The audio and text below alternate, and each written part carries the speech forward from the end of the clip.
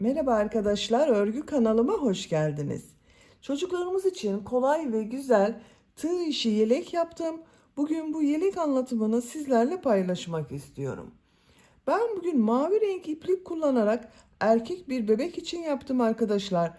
Siz aynı modeli farklı renk iplikler kullanarak kız çocuklarınız için de yapabilirsiniz. Bu model yetişkinler için de uygun bir model. Model olarak çok kolay arkadaşlar. Herkesin yapabileceği bir model. Ön ve arka bölümleri ayrı örüyoruz. Bu yanlardan ve omuzdan birleştirme yapıyorum. Tek parça haline getiriyorum. Ön bölümden düğmeli yaptım.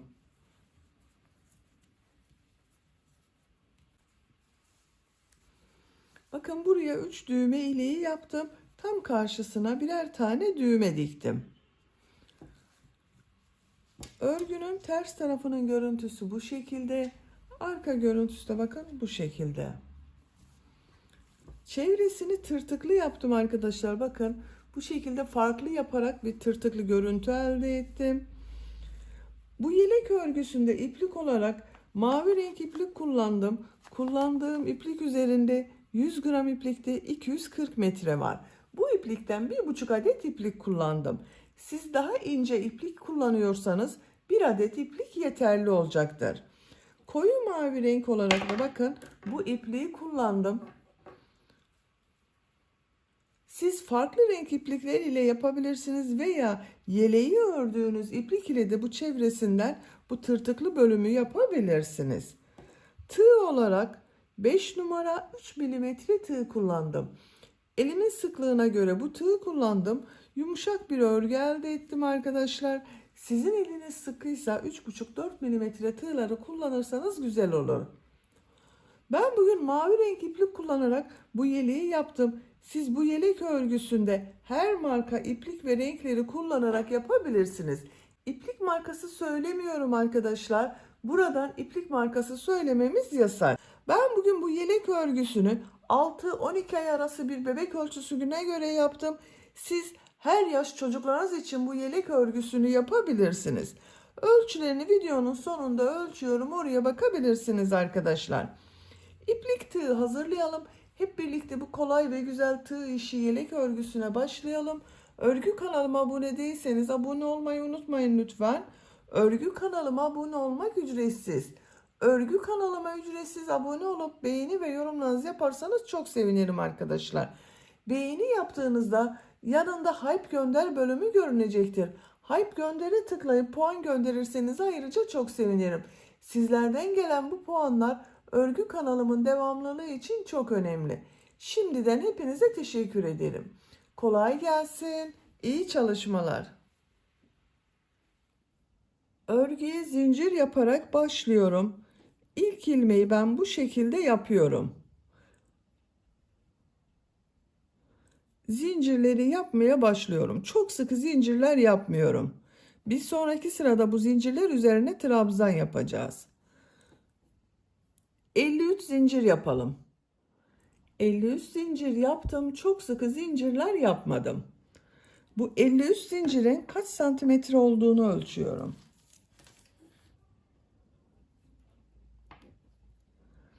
25 santimetre zincir uzunluğu var. Benim elimin sıklığına göre 25 santimetre için 53 zincir yaptım arkadaşlar.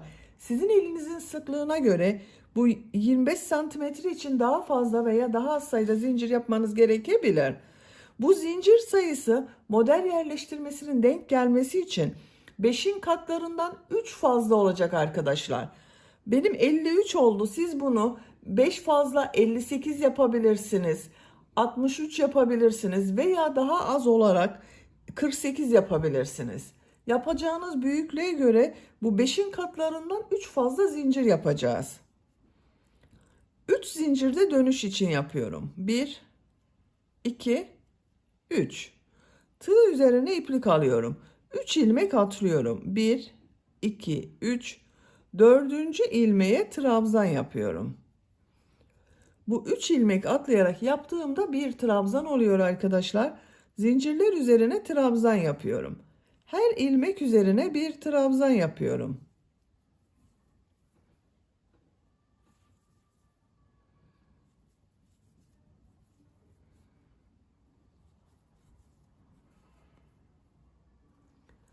Sıra sonuna kadar devam edelim.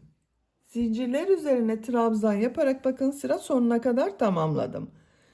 Bu bir sıra üzerinde sıra başında 3 ilmek atlayarak yaptığım trabzan ile birlikte 53 trabzan var. Şimdi model yerleştirmeye başlıyorum. Bir zincir yapıyorum, örgüyü çeviriyorum. İkinci sıradayım. İlk 3 ilmek üzerine trabzan yapıyorum. Sıra başında ve sıra sonunda 3 trabzan yapacağız. 1 2 3. Model çok kolay arkadaşlar. Bakın tığ üzerine iplik alıyorum. Bir ilmek atlıyorum. İkinci ilmeğin üzerine değil. Şu trabzanı boşluktan alıyorum. Trabzan yapıyorum. Biraz uzun yapıyorum bakın. Çok sıkı yapmayın bu trabzanı. Tekrar tığ üzerine iplik alıyorum. Bu atladığım trabzana dönüyorum. Aynı şekilde boşluktan alıyorum. Trabzan yapıyorum. Bakın yine uzun yapıyorum. İlk modeli yaptık. Model ortasına bakın şu şekilde 3 trabzan yapıyorum. Model arasında 3 trabzan yapacağız.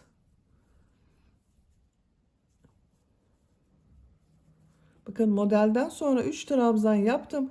Şimdi model yapıyorum. Tekrar tığ üzerine iplik alıyorum. Bir trabzan atlıyorum. İkinci trabzan boşluktan alıyorum. Trabzan yapıyorum. Uzun yapıyorum. Tekrar bakın atlama yaptığım bu trabzana dönüyorum. Boşluktan alıyorum. Trabzan yapıyorum. İkinci modeli yaptım. 3 trabzan yapıyorum.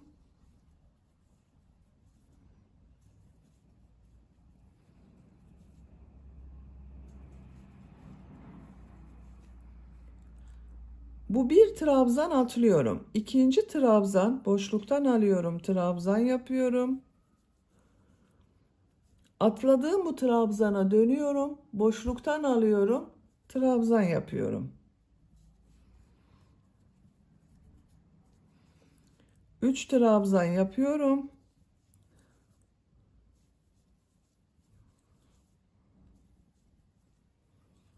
Tekrar modeli gösteriyorum. Bir trabzan atlıyorum. Şu trabzanı boşluktan alıyorum. Trabzan yapıyorum. Atladığım trabzana dönüyorum. Boşluktan alıyorum. Trabzan yapıyorum. 3 trabzan yapıyorum.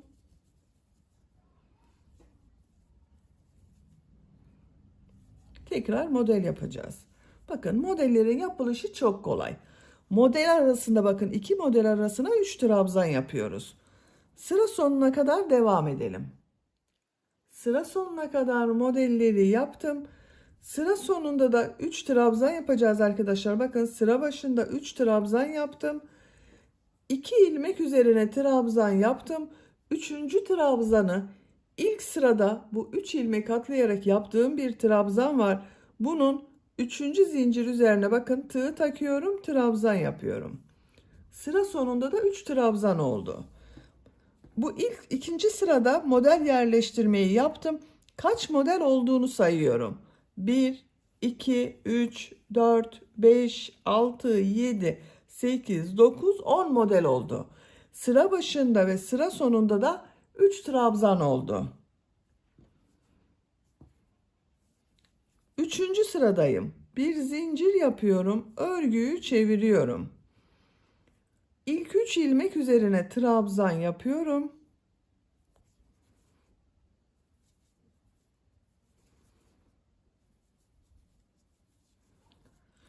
Bu üçüncü sırada arkadaşlar bu modelleri bakın boşluktan alarak trabzan yaptım. Bu sırada da aynı şekilde boşluktan alarak trabzan yapıyorum. Bakın örgünün ters tarafından boşluktan alıyorum, trabzan yapıyorum. Şu şekilde tığı boşluğa takıyorum. Trabzan yapıyorum. İkinci trabzana da bakın boşluktan alıyorum, örgünün ters tarafından trabzan yapıyorum. 3 trabzan yapıyorum.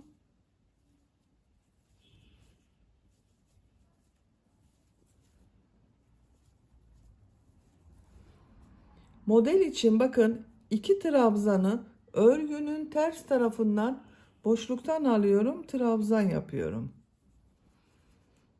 Bu boşluktan alarak yaptığımız trabzanlarda iplikleri biraz uzun yaparsanız daha iyi oluyor. Bakın şu şekilde. Çok sıkı yapmayın arkadaşlar. 3 trabzan yapıyorum.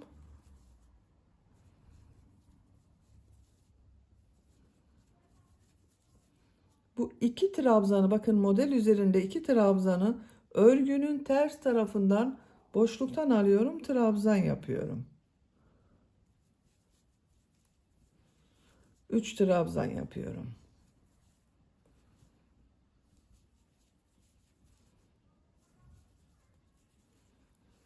Düz tarafın görüntüsü bakın bu şekilde oluyor. Sıra sonuna kadar devam edelim. Sıra sonuna kadar modelleri tamamladım. Modelden sonra bakın 3 trabzan yaptım. Bir zincir yapıyorum, örgüyü çeviriyorum. Dördüncü sıradayız. İlk 3 ilmek üzerine trabzan yapıyorum.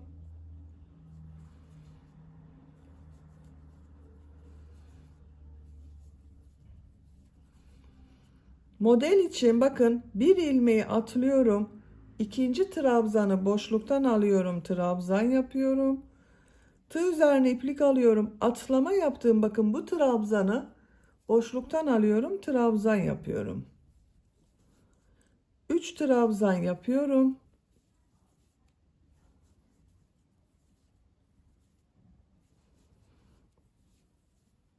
Bu bir trabzanı atlıyorum.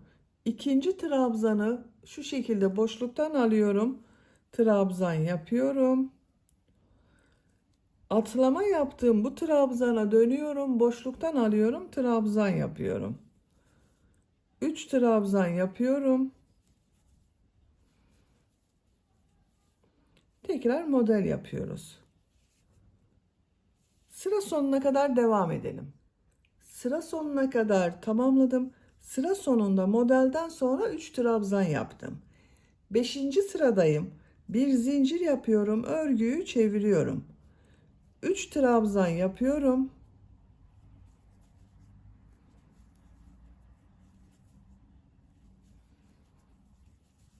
Model için örgünün ters tarafından 2 trabzanı boşluktan alıyorum, trabzan yapıyorum. 3 trabzan yapıyorum.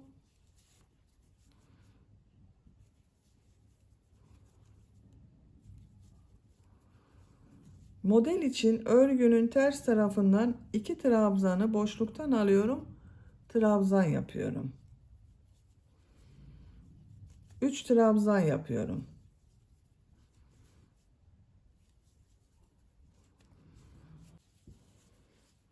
Bakın bu şekilde oluyor. Modeller bu iki sıranın tekrarıyla devam edecek arkadaşlar. Tercihinize ve yapacak olduğunuz çocuğun büyüklüğüne göre bu model sırasını tekrarlayarak kol altına kadar devam edelim. Kol ayrımına kadar modelleri yaptım. 1, 2, 3, 4, 5, 6, 7, 8, 9, 10, 11, 12, 13, 14, 15, 16, 17, 18 sıra yaptım. Santimetre olarak ölçüyorum. 16 santimetre yükseklik var. Benim yapacağım ölçü için bu yükseklik yeterli. Siz tercihinize göre 1-2 sıra devam edebilirsiniz. 19. sıradayım. 19. sırada kol kesmesi yapıyorum. Bir zincir yapıyorum. Örgüyü çeviriyorum. Bakın ilk ilmeği atlıyorum. Tığ üzerine iplik alıyorum. Bu ilk ilmeği atlıyorum. Bunu atlama yaparak bir kesme yapmış oluyorum. İkinci ve üçüncü ilmekleri birlikte yapıyorum. Kesme yapıyorum ikinci kesmeyi. Bakın ilmeğe tığ taktım, iplik aldım. 2 ilmekten çekiyorum. Tığ üzerinde 2 ilmek var. Tekrar tığ üzerine iplik alıyorum. Diğer ilmeğe tığ takıyorum. İplik aldım. 2 ilmekten çekiyorum. Tığ üzerinde 3 ilmek var. Üçünü birlikte çekiyorum. Bakın kesme yaptım. Burada bir ilmek oluştu arkadaşlar. Modelde 2 trabzanı ters taraftan boşluktan alıp trabzan yapıyorum.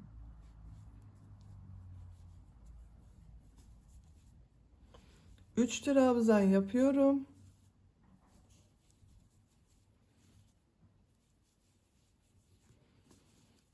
Model yapıyorum. Örgünün ters tarafından boşluktan alıp trabzan yapıyorum. Bakın burada bir ilmeği atladım, bir kesme yaptım. 2 ilmeği birlikte yaparak ikinci kesmeyi yaptım. Burada bir ilmek kaldı arkadaşlar. Modelden önce bir ilmek kaldı. Sıra sonunda yine kesme yapacağız. 3 ilmek kalasıya kadar modelleri yapalım. Sıra sonunda 3 ilmek kalasıya kadar modelleri yaptım. Bakın sıra sonunda 3 ilmek var. Burada yine kesme yapıyorum. Tığ üzerine iplik alıyorum. Bu 2 ilmeği birlikte yapıyorum. Bir kesme yapıyorum. Son ilmeği yapmıyorum arkadaşlar. Bakın bunda da bir kesme yapmış oluyorum. Bir zincir yapıyorum. Örgüyü çeviriyorum. Bu kesme yaptığım ilmek üzerine bir trabzan yapıyorum. Bakın kol tarafında bir trabzan yaptım. Model yapmak için bakın bir ilmeği atlıyorum. Boşluktan alıp trabzan yapıyorum. Atlama yaptığım ilmeğe dönerek trabzan yapıyorum. 3 trabzan yapıyorum.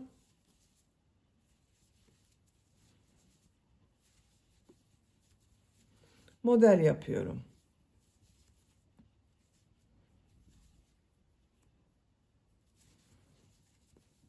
Kol tarafında başka kesme yapmayacağız arkadaşlar. Bakın bir iki ilmeği birlikte yaparak kesme yaptım. Bir ilmeği de atladım. Bu bir trabzan ile kol bölümünün örgüsü bu şekilde bu kenar devam edecek. Sıra sonuna kadar devam edelim. Sıra sonuna kadar tamamladım. Bakın son modeli yaptım. Sıra başında modelden önce bir trabzan yaptım. Sıra sonunda da aynı yapıyorum. Bir alt sırada kesme yaptım. Bakın bu ilmek üzerine bir trabzan yapıyorum. Bir zincir yapıyorum. Örgüyü çeviriyorum. Trabzan üzerine trabzan yapıyorum. Modelde bakın 2 trabzanı ters taraftan boşluktan alıp trabzan yapıyorum. 3 trabzan yapıyorum.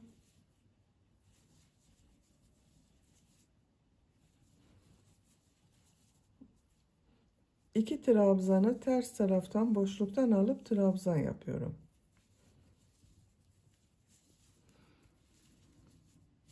Sıra sonuna kadar devam edelim.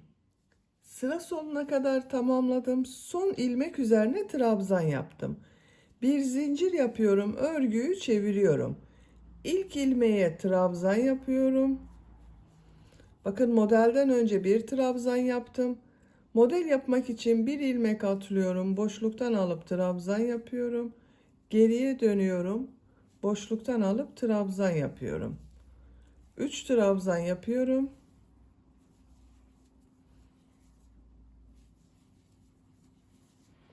Model yapıyorum.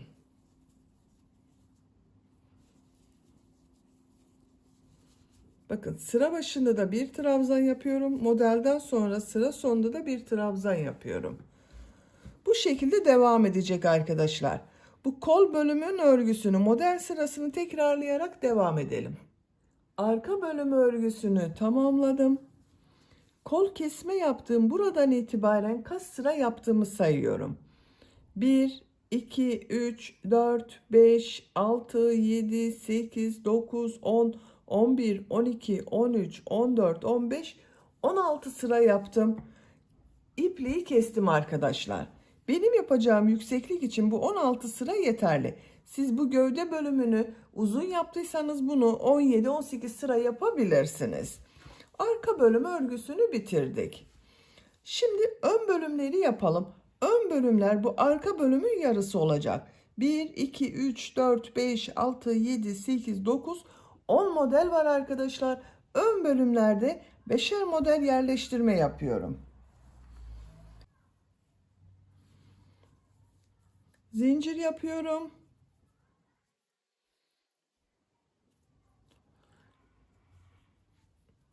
Bakın yine çok sıkı zincirler yapmıyorum. 26 zincir yapalım.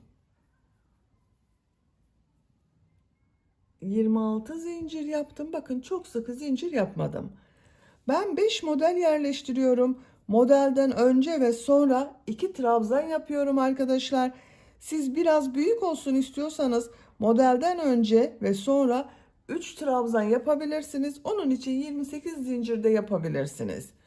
3 zincir dönüş için yapıyorum. 1, 2, 3, 29 zincir oldu. Tığ üzerine iplik alıyorum. 3 ilmek atlıyorum. 1, 2, 3, 4. ilmeğe trabzan yapıyorum. 26 trabzan yapacağız arkadaşlar. Bu 3 ilmek atladığımda bir trabzan. Her zincir üzerine bir trabzan yapıyorum.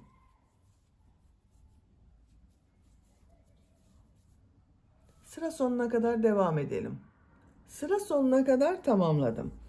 Bu bir sıra üzerinde 26 trabzan var. İkinci sırada model yerleştirmeye başlıyorum. Bir zincir yapıyorum, örgüyü çeviriyorum. 2 ilmek üzerine trabzan yapıyorum. Bakın 2 trabzan yapıyorum.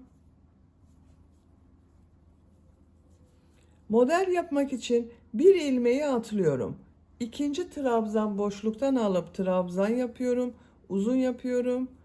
Geriye dönüyorum. Atladığım bu trabzanı boşluktan alıyorum. Trabzan yapıyorum. İlk modeli yaptık. Arada yine 3 trabzan yapıyorum.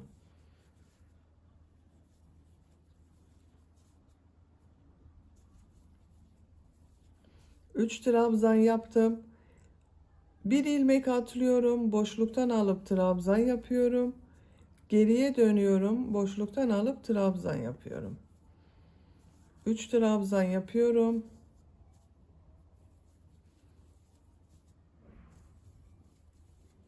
Model yapıyorum yine.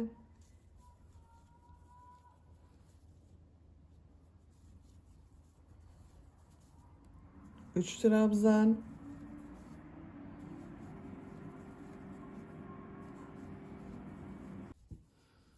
Model yapıyorum.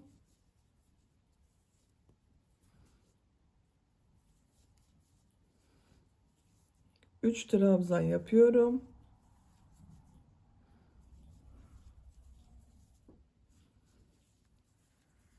Model yapıyorum.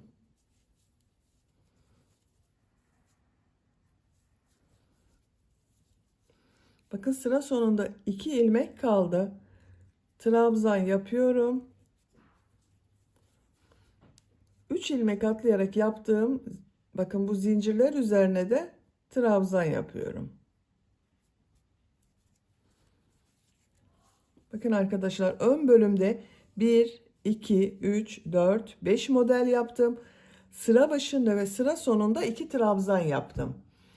Siz 2 zincir fazla başladıysanız sıra başında ve sıra sonunda 3 trabzan yapabilirsiniz. Benim yapacağım ölçü için bu genişlik yeterli. Bakın. Arka bölümün yarısını elde ettim. Bir zincir yapıyorum, örgüyü çeviriyorum. 2 trabzan yapıyorum. Model için örgünün ters tarafından boşluktan alıp trabzan yapıyorum. 3 trabzan yapıyorum. Arka bölümde yaptığımız modellerin aynısı oluyor arkadaşlar. Sıra sonuna kadar devam edelim. Sıra sonuna kadar tamamladım. Sıra sonunda bakın modelden sonra yine 2 trabzan yaptım. Bir zincir yapıyorum, örgüyü çeviriyorum. 2 trabzan yapıyorum. Model yapıyorum yine.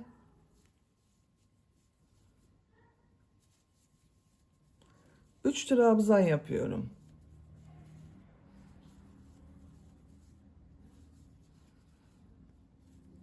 Bakın arkadaşlar, ön bölüm örgüsü arka bölüm gibi devam edecek. Siz bu kol altına kadar kaç sıra yaptıysanız ön bölümde aynı sıra olacak arkadaşlar.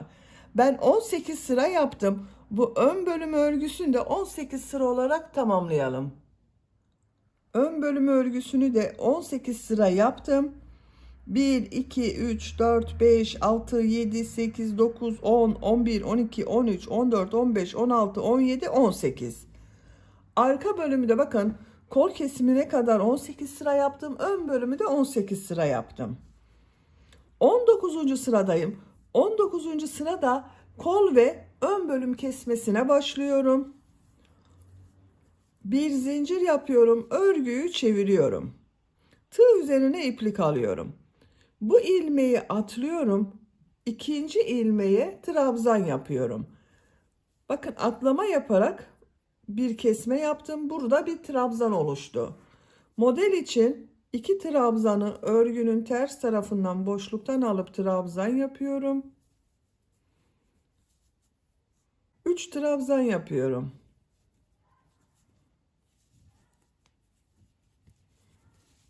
Sıra sonunda yine kesme yapacağız arkadaşlar. 2 ilmek kalasıya kadar devam edelim. Sıra sonuna kadar tamamladım. Sıra sonunda 2 ilmek var. Bu 2 ilmeği birlikte yapıyorum.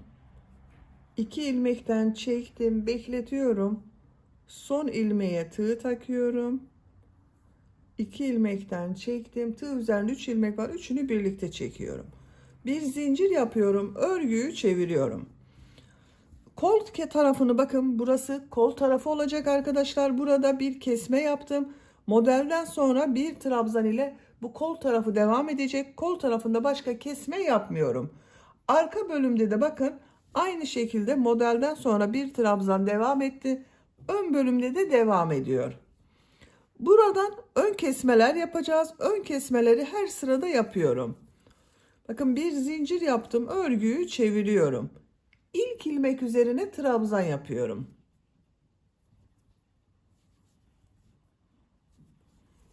Tığ üzerine iplik alıyorum. Bu 2 trabzanı boşluktan alıp birlikte yaparak kesme yapıyorum bakın. 2 trabzanı birlikte aldım. Trabzan yapıyorum. 3 trabzan yapıyorum.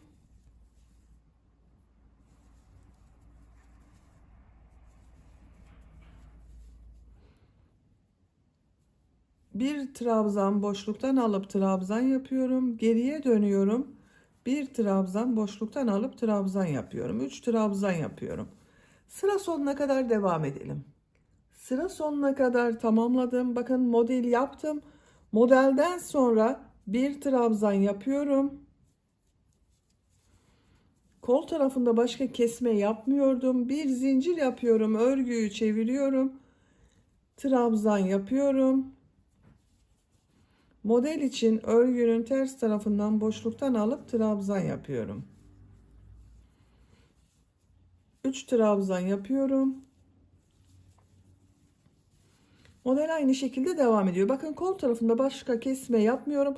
Bu ön bölümde kesme yapacağız. 3 ilmek kalasıya kadar devam edelim. Sıra sonuna kadar tamamladım. Sıra sonunda 1, 2, 3 ilmek var. Bu 2 ilmeği birlikte yaparak bir kesme yapıyorum.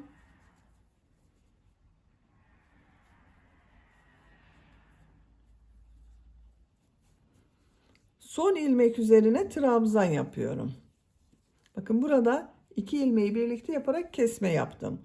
Bir zincir yapıyorum. Örgüyü çeviriyorum. İlk ilmeğe trabzan yapıyorum. Kesmeleri bakın arkadaşlar. Bu sıra sonunda ve sıra başındaki trabzandan önce ve sonra yapıyorum. Daha düzgün görünmesi için. Bu 2 ilmeği birlikte yaparak kesme yapıyorum. Her sırada kesme yapıyorum ön bölümde.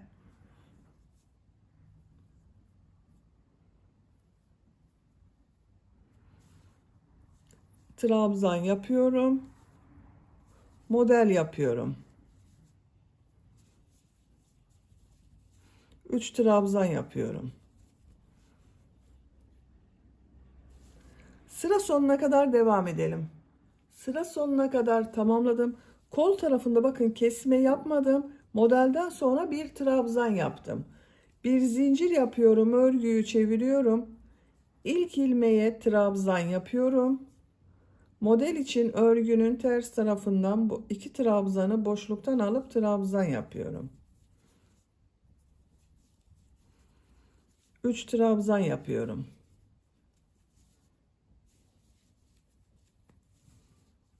Yaka tarafında kesme yapacağız. 3 ilmek kalasıya kadar devam edelim. Sıra sonunda 3 ilmek kalasıya kadar modelleri yaptım. Bu 2 ilmeği birlikte yapıyorum. Kesme yapıyorum.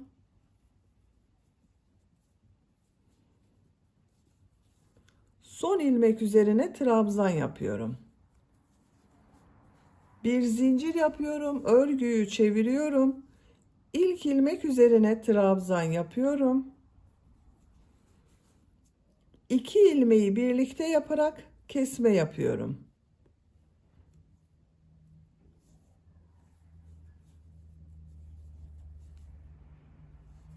Tığ üzerine iplik alıyorum. Bakın modelin bir trabzanlı kesme yaptım. Burada bir trabzan kaldı.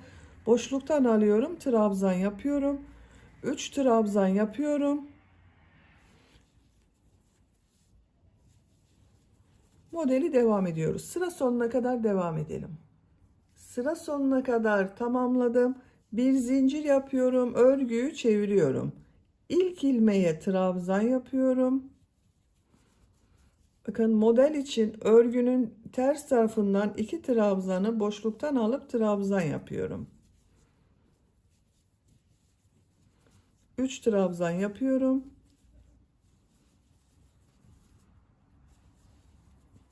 Burada model yapıyoruz. Sıra sonunda 3 ilmek kalasıya kadar devam edelim. Sıra sonunda 3 ilmek kalasıya kadar devam ettim. Bakın 1, 2, 3 ilmek var. 2 ilmeği birlikte yapıyorum. Kesme yapıyorum.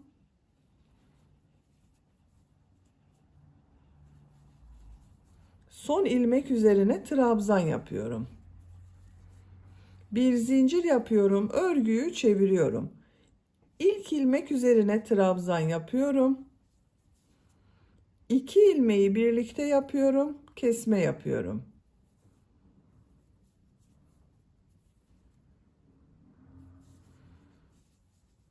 İki trabzan yapıyorum. Model yapıyorum bakın.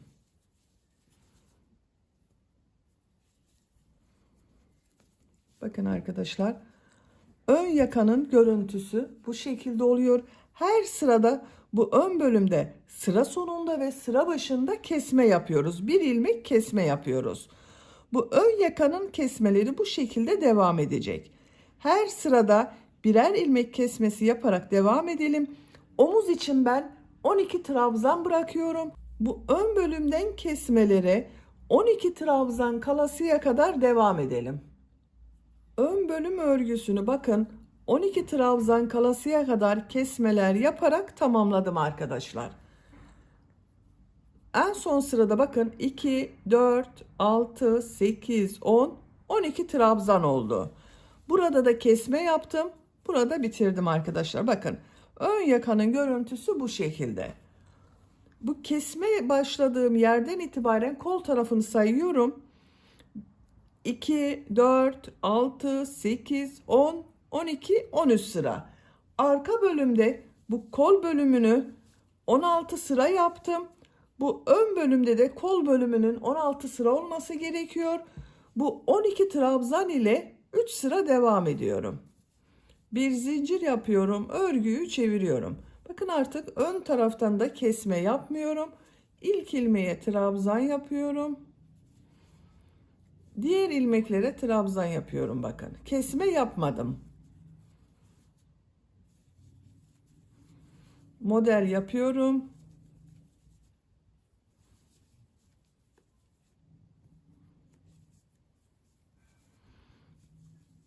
Üç trabzan yapıyorum.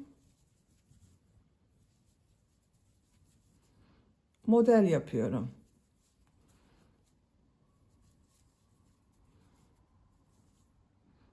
Son ilmeğe trabzan yapıyorum. Bir zincir yapıyorum. Örgüyü çeviriyorum. Modellere devam ediyorum.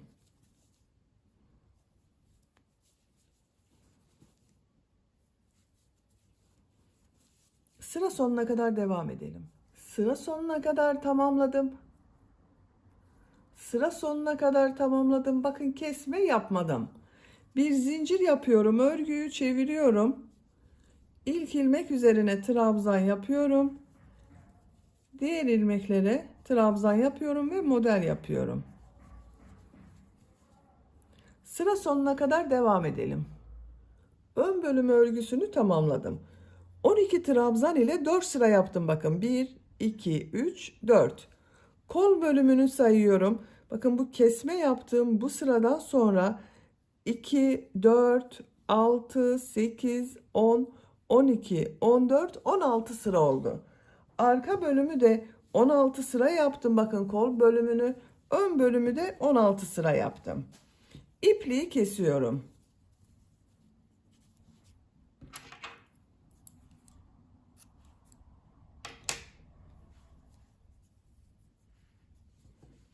Bakın ön bölümün birini bitirdik. Şimdi diğer ön bölümü yapacağız.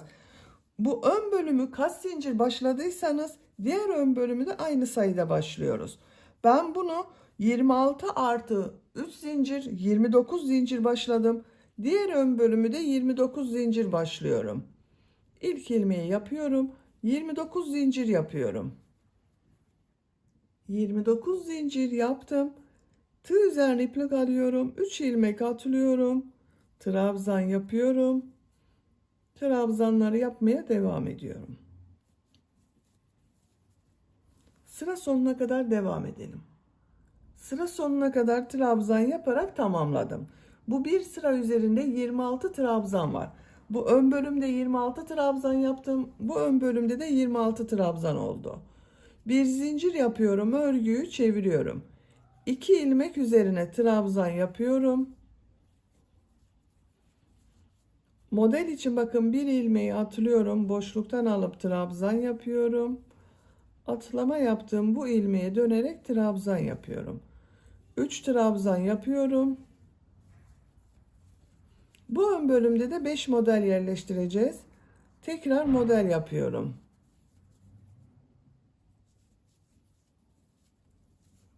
Sıra sonuna kadar model yaparak devam edelim.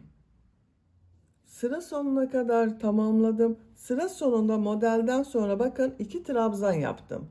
Bir zincir yapıyorum. Örgüyü çeviriyorum. 2 trabzan yapıyorum. Modelde örgünün ters tarafından 2 trabzanı boşluktan alıp trabzan yapıyorum. 3 trabzan yapıyorum. Tekrar model yapıyoruz. Bu ön bölüm gibi devam edecek arkadaşlar. Ben bu ön bölüm örgüsünü bakın 18 sıra yaptım. Bu ön bölüm örgüsünü de 18 sıra olarak tamamlayalım. Sadece bu ön kesmeleri diğer taraftan yapacağız. Oraya kadar devam edelim. Diğer ön bölüm örgüsünde kol kesimi yapacağım yere kadar 18 sıra yaptım. 2, 4, 6, 8, 10, 12, 14, 16, 18. Şimdi 19. sırada yaka ve kol kesimi yapıyorum. Diğer ön bölümde de aynı yaptım arkadaşlar. Bir ilmek burada, bir ilmek sıra sonunda yapacağız. Bir zincir yapıyorum. Örgüyü çeviriyorum. Tığ üzerine iplik alıyorum. Bu ilk ilmeği atlıyorum. İkinci ilmek üzerine trabzan yapıyorum. İlk kesmeyi bakın ilmek atlama yaparak yaptım. Modeli yapıyorum. Örgünün ters tarafından 2 trabzanı boşluktan alıp trabzan yapıyorum. 3 trabzan yapıyorum.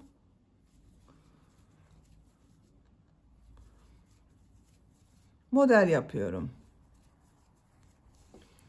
Sıra sonuna kadar devam edelim. 2 ilmek kalacak arkadaşlar.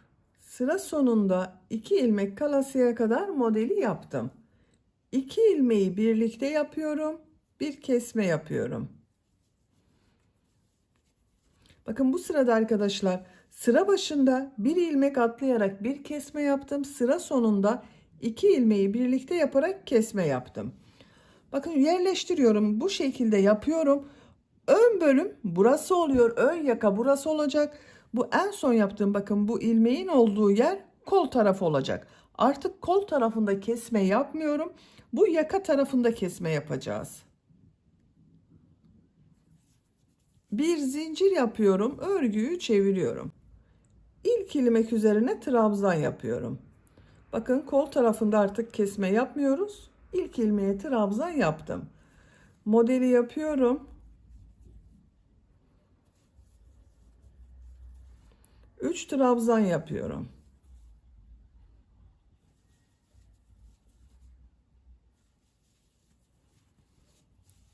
Sıra sonunda 3 ilmek kalasıya kadar devam edelim. Sıra sonunda 3 ilmek kalasıya kadar yaptım. 1, 2, 3. Tığ üzerine iplik alıyorum. Bakın burada model var. Kesme yapmak için bu 2 trabzanı boşluğa takıyorum. İkisini birlikte yapıyorum. Bakın trabzan oldu. Son ilmek üzerine trabzan yapıyorum.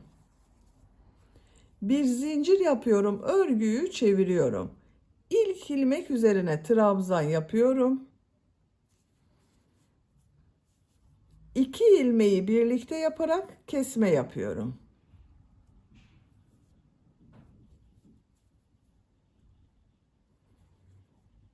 Tığ üzerine iplik alıyorum. Diğerlerini aynı şekilde devam ediyorum.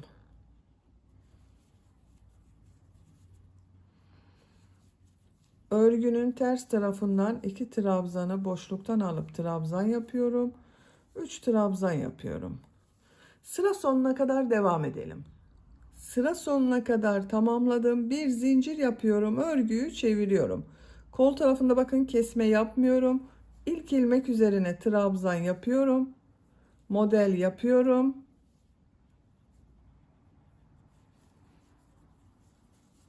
Üç trabzan yapıyorum.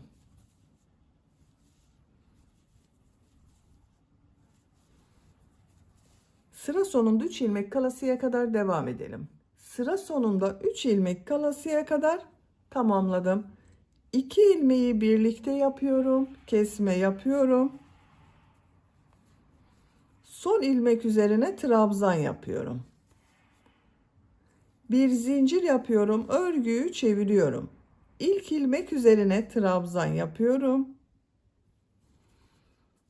2 ilmeği birlikte yapıyorum. Kesme yapıyorum. Bakın modelde 2 trabzanı ters taraftan boşluktan alıp trabzan yapıyorum. 3 trabzan yapıyorum. Bakın arkadaşlar, diğer ön bölümde yaka kesmesi de bu şekilde devam edecek. Bu ön bölümde 12 trabzan kalasıya kadar yakada kesmeler yaptım. Bunda da aynı yapıyoruz. 12 ilmek kalasıya kadar kesme yapalım. Son 3 sırayı da 12 trabzan ile tamamlayalım. 16 sıra yaptım. Bakın bu kol kesme yaptığım buradan sonra 16 sıra yaptım. Bu ön bölümü de bu ön bölüm gibi tamamlayalım gelelim. Diğer ön bölümde bakın ön yakadan kesmeler yaparak 12 ilmek kalasıya kadar yaptım. 12 ilmek kaldıktan sonra yine bakın 1, 2, 3, 4 sıra 12 ilmek ile devam ettim arkadaşlar. Bu kol kesme yaptığım yerden sonra sayıyorum. 2, 4, 6, 8, 10, 12, 14, 16 sıra oldu. Arka bölümün ve diğer ön bölümün de kol bölümlerini 16 sıra yaptım. Bu ön bölümde aynı oldu. İpliği kesiyorum.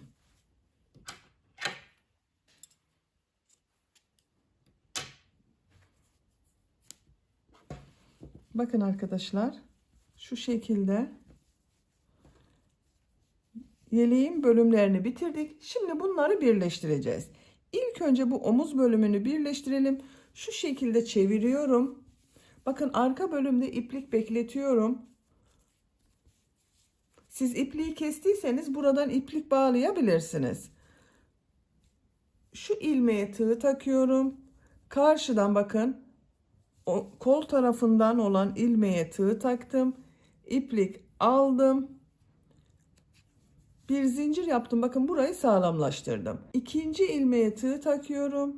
Karşıdan ikinci ilmeğe tığ taktım. İplik alıyorum. İçinden çekiyorum. İlmek kaydırma yapıyorum. İlmeğe tığ taktım. Diğer ilmeğe tığ taktım. ilmek kaydırma yapıyoruz. İlmek atlamamaya dikkat edelim.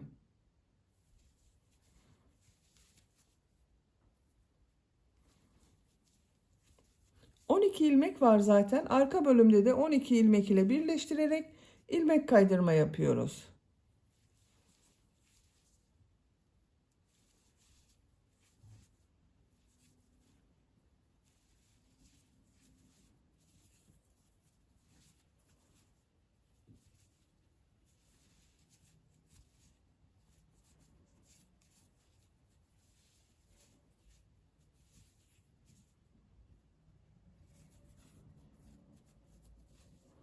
Bakın son ilmeği ilmek kaydırma yapıyorum. Şu şekilde bitiriyorum arkadaşlar. İpliği kesiyorum. Bakın omuz örgüsünü birleştirdik. Düz tarafın görüntüsü bu şekilde oldu. Diğer omuzu da aynı şekilde birleştirelim.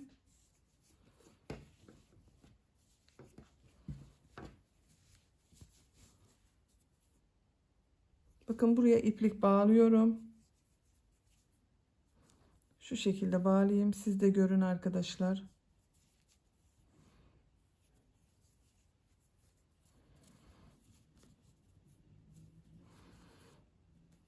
İlk ilmekleri birleştiriyorum.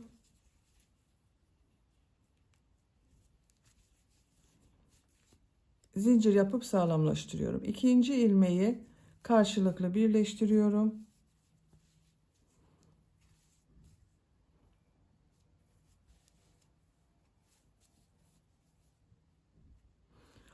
Buraya kadar devam edelim. Sıra sonuna kadar ilmek kaydırma yaparak birleştirdim. İpliği kesiyorum.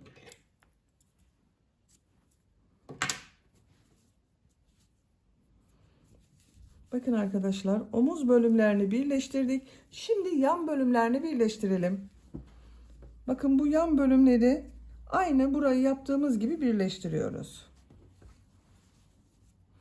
Bu ilk ilmeğe tığ takıyorum.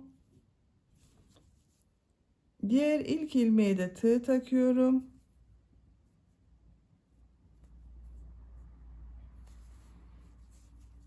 İlmek yapabilirsiniz veya ipliği bağlayabilirsiniz. Ben ilmek yapıyorum, bakın.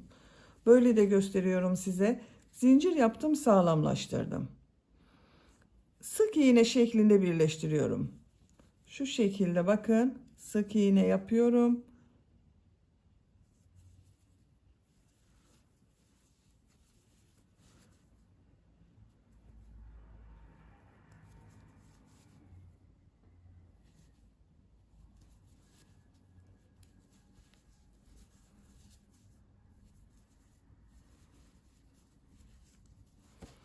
Kol altına kadar devam edelim. Kol altına kadar sık iğne yaparak birleştirdim. Bakın kol çevresinde de bir sıra sık iğne yapıyorum. İpliği kesmiyorum. Şöyle bakın gösteriyorum arkadaşlar.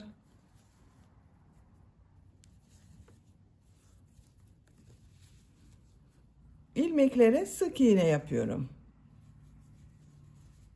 Düzgün bir görüntü olsun diye kol çevresinde sık iğne yapıyorum. Kol çevresinde sık iğne yaparak buraya kadar devam edelim. Sıra sonuna kadar sık iğne yaptım. İlk ilmek ile ilmek kaydırma yaparak sırayı birleştiriyorum.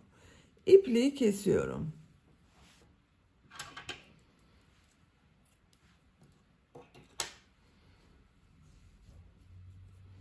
Bakın arkadaşlar, burayı birleştirdik. Kol çevresinden de bir sıra sık iğne yaptım. Ben diğer tarafı da birleştirdim. Bakın yandan sık iğne yaparak birleştirdim. Kol çevresinden de bir sıra sık iğne yaptım. Ön bölümde de bir sıra sık iğne yapıyorum daha düzgün görünsün diye. Bakın bu ön bölümden başlıyorum.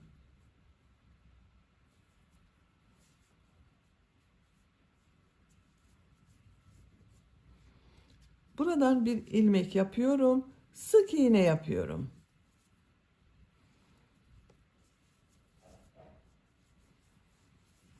Kol çevresinde yaptığımız gibi yaka çevresine de sık iğne yapıyoruz.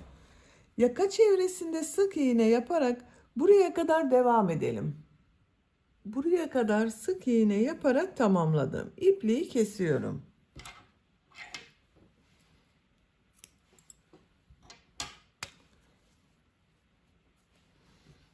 Bakın arkadaşlar, yaka çevresinde de mavi renk iplik ile bir sıra sık iğne yaptım.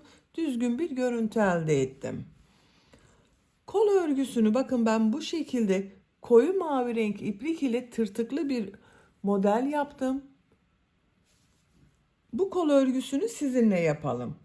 Bu renk bir iplik kullanıyorum. Siz istediğiniz renk iplikler ile yapabilirsiniz. Kendi rengiyle de devam edebilirsiniz.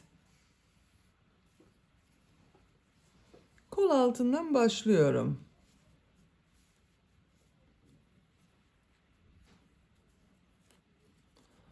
Buradan bir ilmek yapıyorum. Bu ilmeğe bakın sık iğne yapıyor gibi tığ takıyorum. İpliği aldım. Tığı şu şekilde çeviriyorum arkadaşlar. İlmek alıyorum, içinden çekiyorum. Diğer ilmeğe yine bakın tığ taktım, iplik aldım. Tığ üzerinde 2 ilmek var. Örgüyü bakın şu şekilde tığ çeviriyorum. İçinden çekiyorum. Yavaş yapıyorum. Tığ üzerinde 2 ilmek var. Tığı şu şekilde çevirdim. İçinden çekiyorum.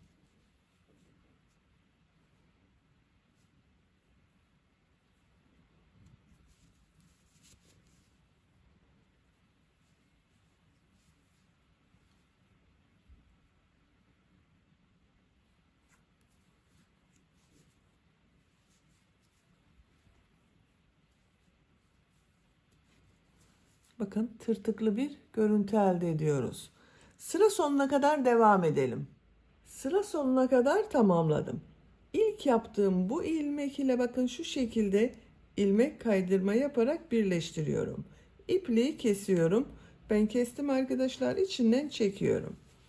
Bakın görüntüsü bu şekilde oldu. Siz de diğer kolu bu yaptığımız gibi başlayarak yapabilirsiniz. Bu çevresinde de aynı şekilde tırtıklı bölüm yapacağız. Yaka bölümünün buraya ben 3 tane düğme iliği yapıyorum. Siz daha büyük çocuk veya yetişkin için yapıyorsanız bu düğme sayısı daha fazla olabilir arkadaşlar. Ben 3 düğme yeri işaret yaptım bakın.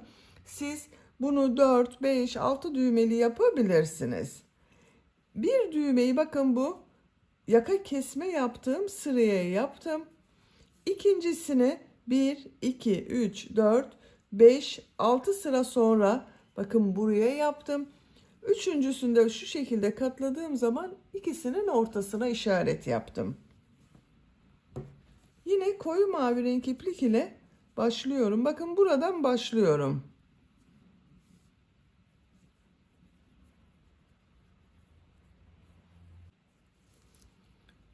Buradan bir ilmek yapıyorum.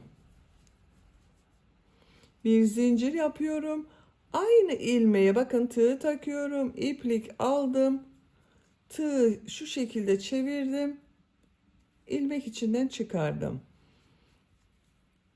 Kaç tane yaptığımı sayıyorum. 2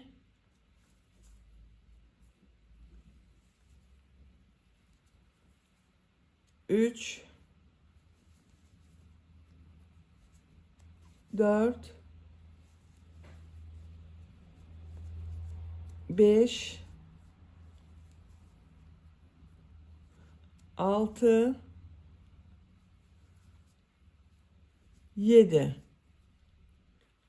Bu ilmeğe düğme iliği yapacağız. Bir sık iğne yapıyorum. Düğme iliği yapmak için 6 zincir yapıyorum. Aynı ilmeğe sık iğne yapıyorum. İlk düğme iliğini yaptım. Diğer düğme iliğine kadar bu tırtıklı modeli yapmaya devam ediyorum. Bakın sayıyorum. 1 2 3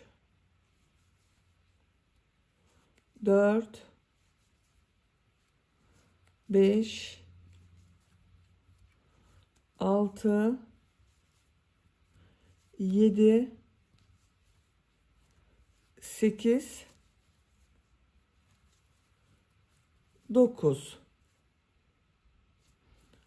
Bu ilmeği burada yaptığım gibi düğme iliği yapıyorum. Bir sık iğne yapıyorum. Düğme iliği yapmak için 6 zincir yapıyorum. Aynı ilmeğe sık iğne yapıyorum. Bu iki düğme iliği arasına bakın 9 tırtık modeli yaptım arkadaşlar. Bu iki düğme iliği arasına da aynı sayıda yapıyorum.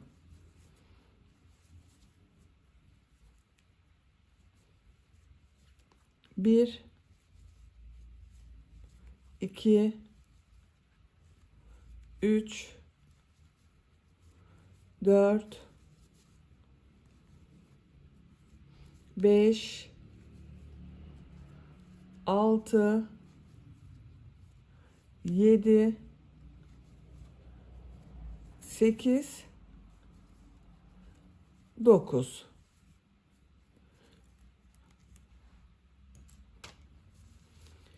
Üçüncü düğme iliğini bu ilmeğe yapıyorum. Bir sık iğne yapıyorum. Düğme iliği için 6 zincir yapıyorum. Aynı ilmeğe sık iğne yapıyorum. 3 düğme iliği yaptık bakın arkadaşlar. Yaka çevresinde de tırtık modeli yapmaya devam ediyorum.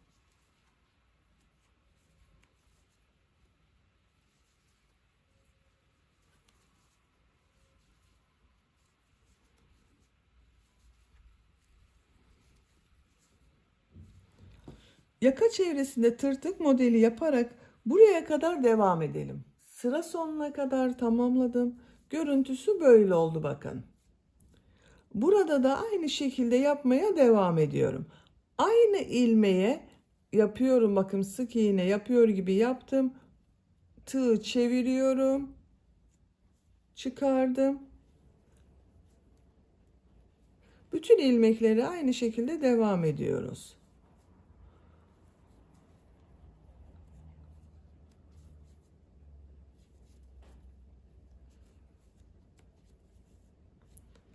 Sıra sonuna kadar devam edelim. Sıra sonuna kadar tamamladım.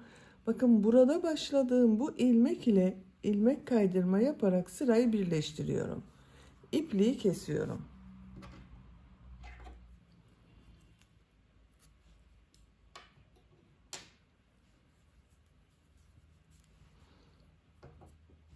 Bakın arkadaşlar, yelek örgüsünde bitirmiş oldum. Görüntüsü bu şekilde oldu. Bakın tırtıklı bir görüntü elde ettik.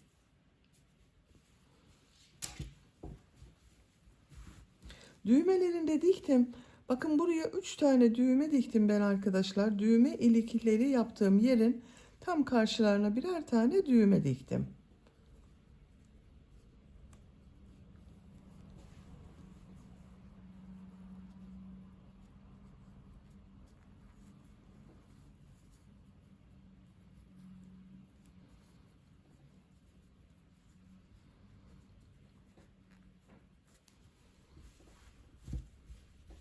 Bakın bu şekilde oldu. Arka görüntüsü böyle oldu. Bitmiş olarak size ölçülerini söylüyorum.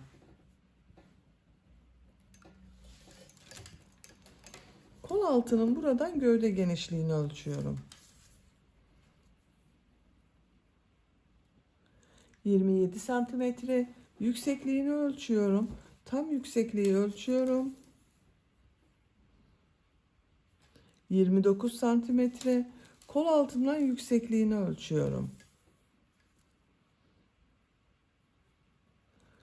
18 santimetre yükseklik var. Ben bugün 6-12 ay arası bir bebek için yaptım arkadaşlar. 1 yaşında bebeği çok güzel olur. Beni dinlediğiniz ve izlediğiniz için hepinize çok teşekkür ederim. Örgü kanalıma abone değilseniz abone olmayı unutmayın lütfen. Örgü kanalıma abone olmak ücretsiz. Örgü kanalıma ücretsiz abone olup orada bulunan zil şeklini dokunarak açık yaparsanız kanalıma video yüklediğim zaman ilk önce size bildirim gelir. Örgülerimden herkesten önce sizin haberiniz olur. İzlediğiniz videolarıma beğeni ve yorumlarınızı yaparsanız çok sevinirim. Sizlerle yeni örgülerde görüşmek dileğiyle. Hoşça kalın, sevgiyle kalın.